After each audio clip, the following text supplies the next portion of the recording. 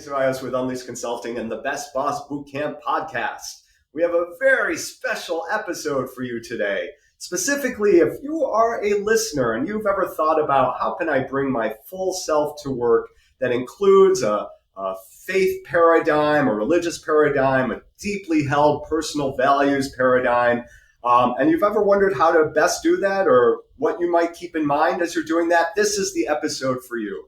I'm delighted to welcome our guest, a dear friend, colleague, and actually a personal partner in life's journey in a lot of ways, Ann Forte. Ann, welcome. Hi, Danny. Thanks for having me. Hi. We're so delighted to have you here, Ann. So let me tell you a little bit about Ann, dear listener, and then we will get right into it.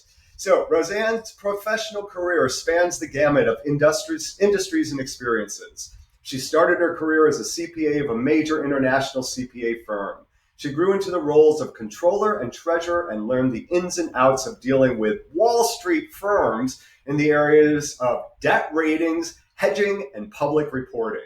Next, it was biotechnology venture capital. There she learned the art of investor relations, negotiations, and sound strategies for growth and investment in early stage companies. She was eventually recruited to oversee the family office of a billionaire, where she was able to apply her diverse background and experience and apply them to continue her growth into new areas of learning. Ann is currently an Amazon best-selling author of the book called The Plans He Has for Me, which is a daily devotional for people who want to put alcohol to the side of their busy lives for 12 consecutive weeks.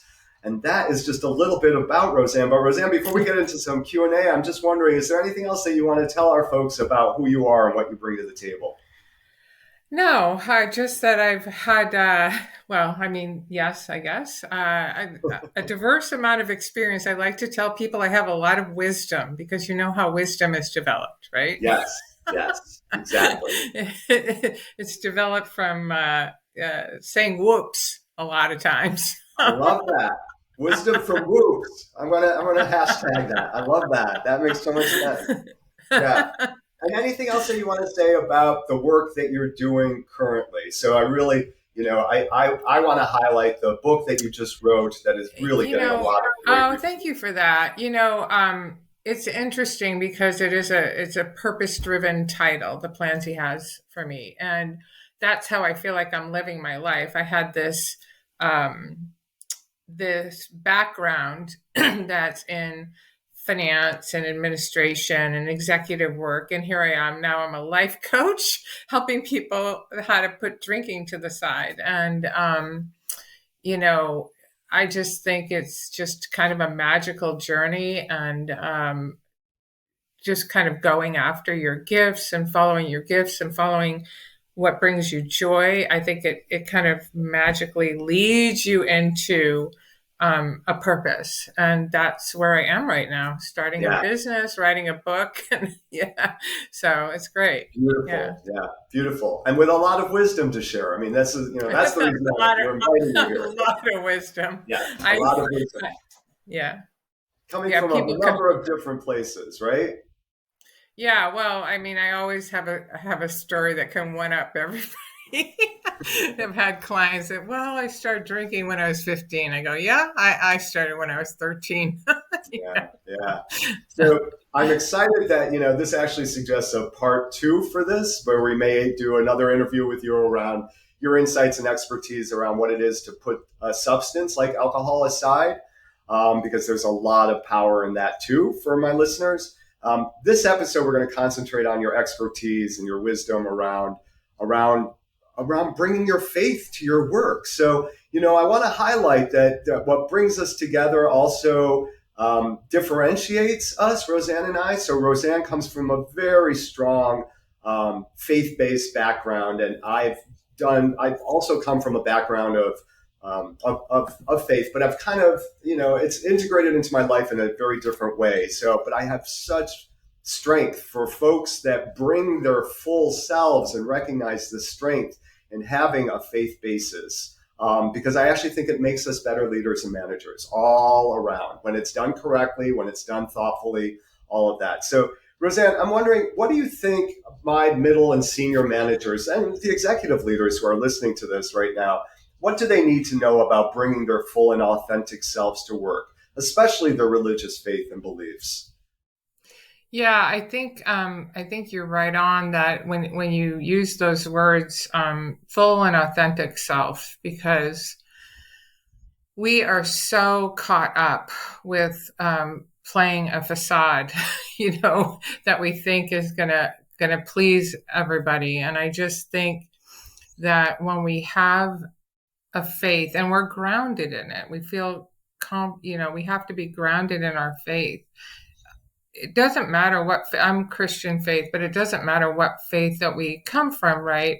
We want to move, touch, and inspire people through our actions.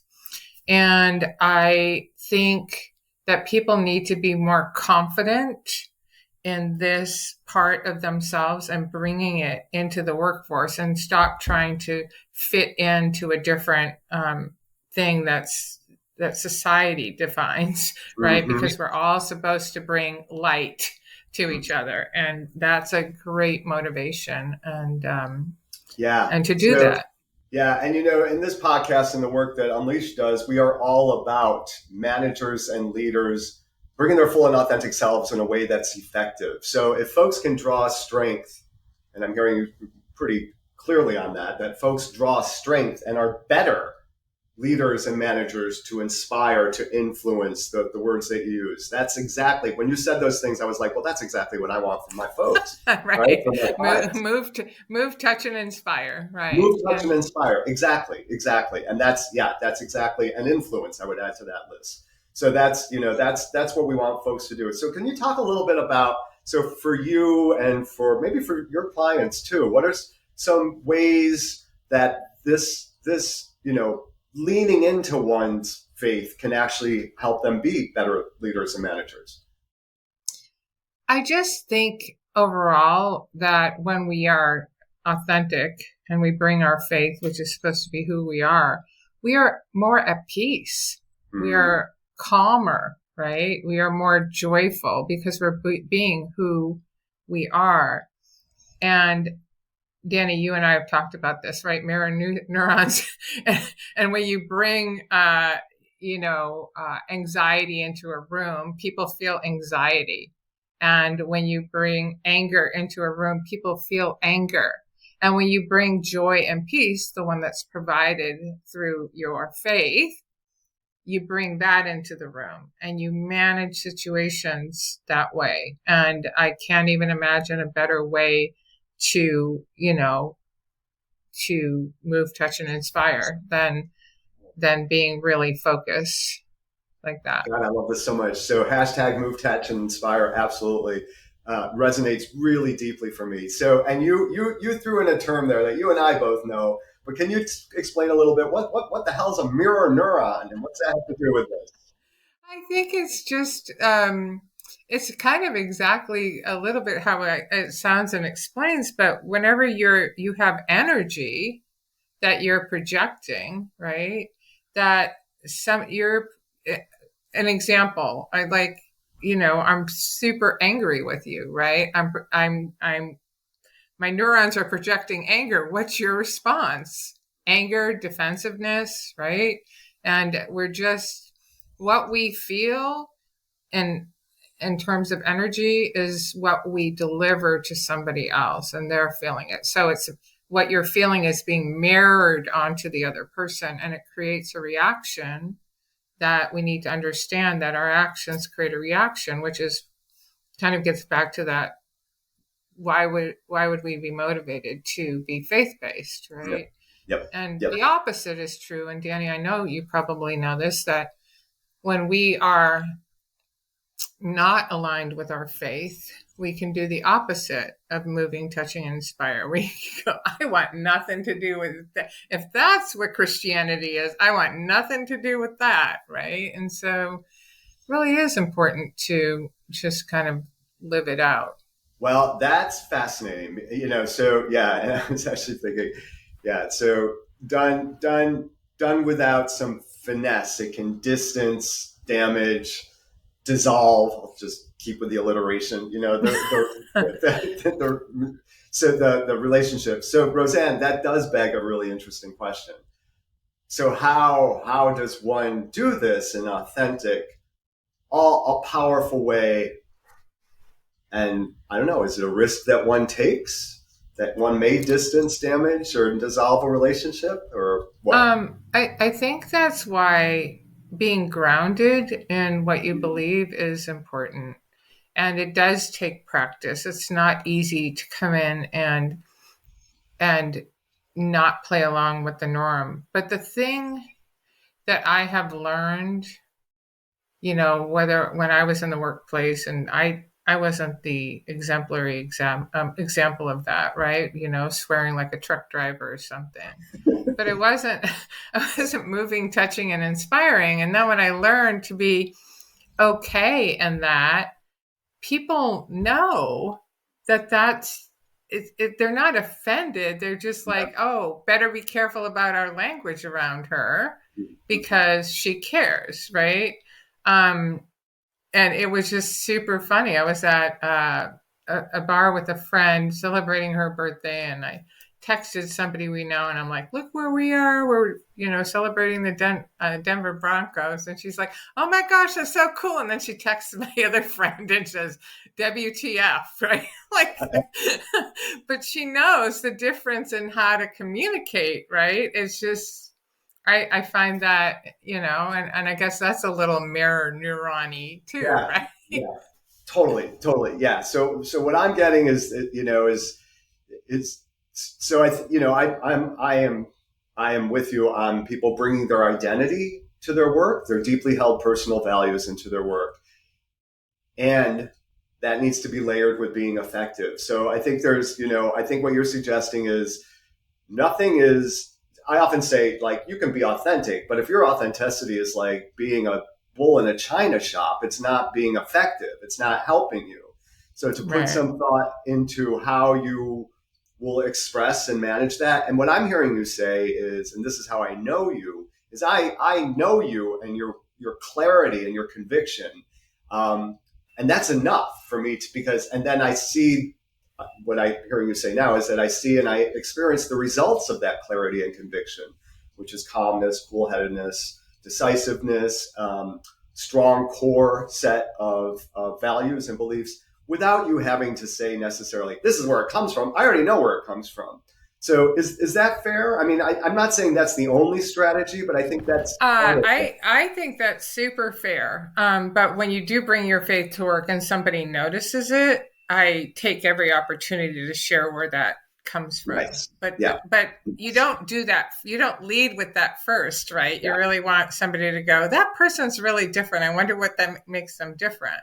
And then you get to share that, and that's just a wonderful feeling because so many people are suffering and they want something different, and they want that joy and peace and calmness, and to show that you actually live it. Yes. And Yeah. let me tell you that wisdom, I've lived both sides of that equation. Yeah. So Yeah. Yeah. yeah. Yeah, even you've lived both sides of that equation, even while you were faith based, right? Yes, that's Yeah, yeah, exactly what I'm saying. I've yeah. It still lived happens. and I wasn't very effective Yeah, yeah. I mean, I was effective in one way, but yeah. probably not happy another. I was always struggling in my mind and Mm. seeing the disconnect between what I believed and how I behaved. So yeah, I love that. Yeah, that's where that peace comes in, when you can really be grounded in who you are and what your gifts are and how you're going to use them and how you're going to show up. And I call it fearlessness, like be fearless. But it takes practice. You don't show up to work one day and go, "Hey, look at me, the yeah, new me." It just yeah. takes step out here, step out there. Practice it, and I love eventually it that. becomes second nature. Yeah, and all in the in the category of being effective, right? So, right, if we're Mm-hmm. trying to connect with folks, we want to make sure that we're doing the things that we can stay in our integrity, and to the extent that we are, as authentic as we can be, but we're also protecting the relationship. I'm really struck by this. This is very much a conversation in DEI too. This diversity, equity, and inclusion, right?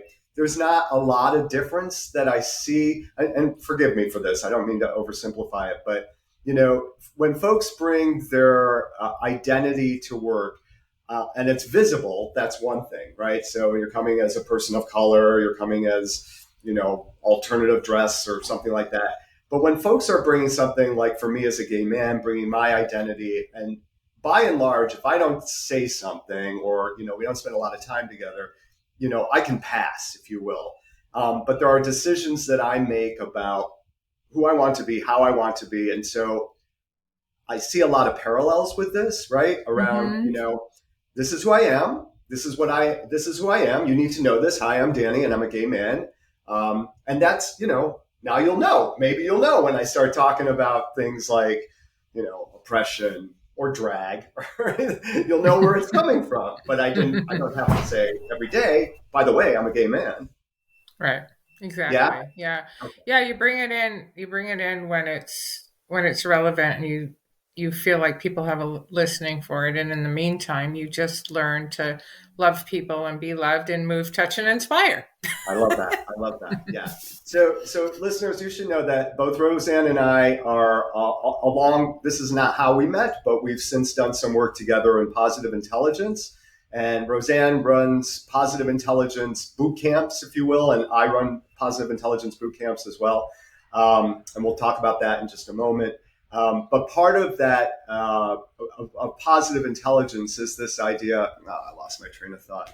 Is this idea of bringing our full selves, but also being like, I know what I'm sure, and I'm fast in the background of who I am and my happiness and all this. This is all stuff from positive intelligence, but I'm hearing you say it's the same thing, right? So it's enough to know that I am a person of faith, that I am strong in my convictions.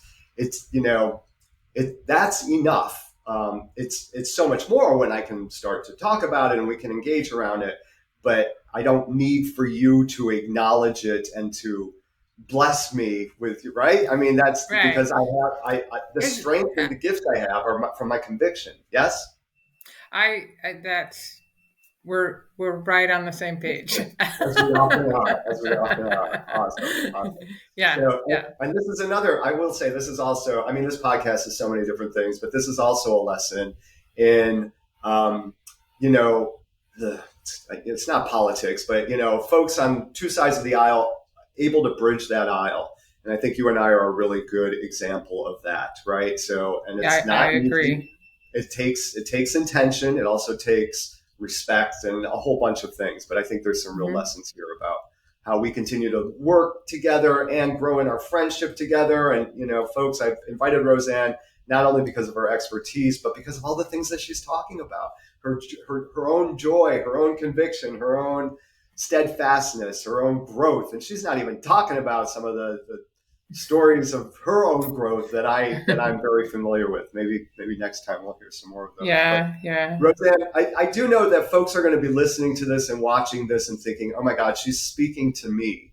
I have this faith base that I just don't know what to do with it, or I don't know how to bring it in. And you've already given some really good insights. But what can somebody do as soon as they finish up their podcast to act on some of this newfound insight? Um, I'd say I was thinking about maybe three tips that I could give people that Great. they could take away with. One is developing a morning routine. My life changed when I developed a morning routine, and my morning routine includes gratitude and prayer. And I use a daily devotion or read the Bible, right? And I think that sets the stage for how your day goes. There's something called reticular activating system, and what you kind of implant in your subconscious mind is your brain is looking for evidence for all through the day. So that leads into um, wisdom point number two, which is use the 24-hour rule. My billionaire boss gave me that one. He goes, never react unless you have 24 hours. Like, if something really struck you, just put on a lid on it for 24 hours. And I like that one because it runs right into the daily prayer, the gratitude, So you're 100%. responding, as you've had a time to process that. And so I definitely subscribe to the 24-hour rule before responding to something that's really um, affected you. Love it. And then when addressing kind of difficult situations, and this comes from our positive intelligence training too, is recognize that everybody's point of view, they're at least 10% right, right? And I think when we start conversations where people feel like they're heard with, I hear you say this and I understand you want that, right? Even if it's like just 10% of some silly thing they just said, right? Now they have a listening for what you're going to tell them, which might be an issue, a boundary, a rule they have to follow, right? But people need to feel heard. They need to feel like they matter. And when you start conversations off that way, you have a much higher likelihood of success and dealing with whatever the challenge is. So Yes. hopefully that helps. Yes, yes. I love your three wisdom tips. I think they're all spot on. In fact, we know from the latest research more than ever, people need to be seen, valued, and heard, and feel safe more than ever now. So the pandemic showed us that. There's just a whole bunch of things. So I really appreciate that you hit on that as well. Roseanne, we're coming close to time here, but I want to give you just a moment or ask you for a moment. Can you talk a little bit about what is the book that you published that's getting such great reviews, and where can people find it? Tell us a little bit about the Yeah, plans. it's called The Plans He Has for Me, and it can be found on Amazon and ordered there. And the great thing is that if you buy the book, then you get free access to a private Facebook group where you have like-minded people working together. And I think that's really an important part of the process. And, we're just removing all of the shame and guilt. We're choosing to be alcohol free because we have better health, better mindset, more productivity. Why should we be embarrassed about that? But I Yeah, know it's hard for people at the first. So coming into that private Facebook group also allows you to download um, my free Kickstart video, which gives all of my best tips for being successful over a 12-week period. And you can also get that free download on my website, www.theplansehasforme.com.